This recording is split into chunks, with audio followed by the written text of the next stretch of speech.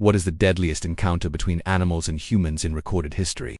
It's a question that brings up images of sharks, bears, or maybe even venomous snakes. But the real answer is far more terrifying and happened on a scale that's hard to even imagine. To find it, we have to travel back to the final, desperate days of World War II. It's February 1945, on Ramri Island, off the coast of modern-day Myanmar. About 1,000 soldiers of the Japanese Imperial Army are trapped. For weeks they've been fighting a losing battle against Allied forces. Now, they're completely surrounded, cut off from their main forces, with their backs to the sea. They're given a chance to surrender, but their code of honor forbids it. So, they're left with only two choices: a final, suicidal charge against the enemy, or a desperate escape.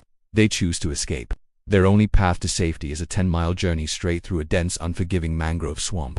It's a nightmarish landscape of tangled roots, deep, murky water, and thick, sucking mud that can swallow a man whole. But the mud and the dark water are the least of their worries. This swamp is home to an apex predator, the largest reptile on Earth, the saltwater crocodile. These aren't just any crocodiles. Saltwater crocodiles, or salties, are notorious for their size, aggression, and intelligence. They can grow up to 20 feet long, weigh over a ton, and possess the single most powerful bite in the entire animal kingdom. They are masters of ambush, perfectly evolved for this exact environment. They see humans not as a threat, but as food. The Japanese soldiers, most of whom had probably never seen a crocodile before, had only heard the local legends-chilling tales of fishermen and villagers vanishing, without a trace, into these very waters. But with enemy patrols closing in behind them, survival left them no other option. They had to cross the swamp. Under the cover of darkness, the desperate retreat began. The first soldiers waded into the brackish water. Immediately, the thick mud gripped their boots, trying to pull them under. The sharp mangrove roots tore at their uniforms and skin. The air was thick with the buzz of mosquitoes and the stench of decay. The only sounds were the squelching of boots and the hushed whispers of nervous men. Then, the water began to move. At first it was just a ripple, a shadow gliding beneath the surface. Suddenly, the silence was shattered. A massive shape erupted from the depths. Jaws, lined with dagger-like teeth, clamped down on a soldier. A horrifying scream was cut short as he was violently dragged under the dark water. Panic ignited. Soldiers fired their rifles blindly into the water, the shots echoing across the swamp, but the bullets were almost useless. They ricocheted off the crocodile's thick, armored hides or simply disappeared into their massive bodies with little effect. The chaos had begun. The swamp transformed from an escape route into a killing field. Men screamed as they were seized. Their bodies thrashed around in what's known as a death roll, a technique crocodiles use to dismember their prey. Blood began to cloud the murky water, a scent that only drove the predators into a greater frenzy. More and more crocodiles, drawn by the commotion and the smell of blood, swarmed the area. The organized military unit dissolved into a terrified mob. Every man was for himself. Soldiers stumbled through the darkness, tripping over submerged roots and each other, trying to get away from the splashing and the screams. But there was nowhere to run. Every dark patch of water could be hiding a patient hunter.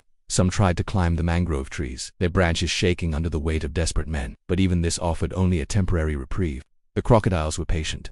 They began to circle the trees, their unblinking eyes fixed on the men clinging to the branches. They just had to wait. Eventually, exhaustion, thirst, or a simple slip would deliver their next meal. For the soldiers still in the water, it was a living nightmare. They tried to fight back with bayonets, knives, even their bare hands. But it was a hopeless struggle against these prehistoric giants. The swamp became a chaotic battlefield, not of soldier versus soldier, but of man versus nature at its most raw and brutal. The sounds of that night were recorded by the Allied troops positioned on the edge of the swamp.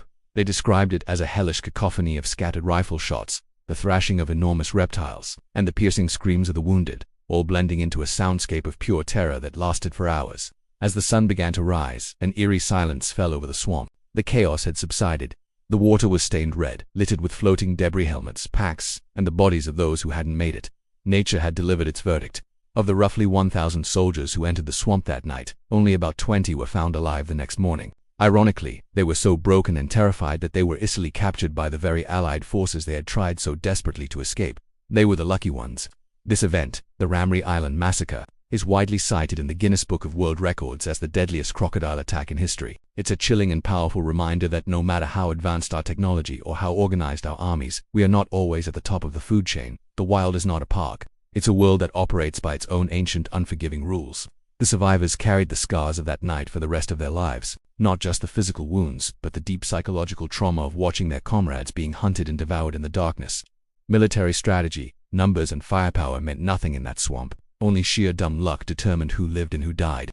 Today, the mangrove swamp on Ramri Island remains just as wild and untamed as it was in and the crocodiles are still there, patient, powerful, and ruling their domain.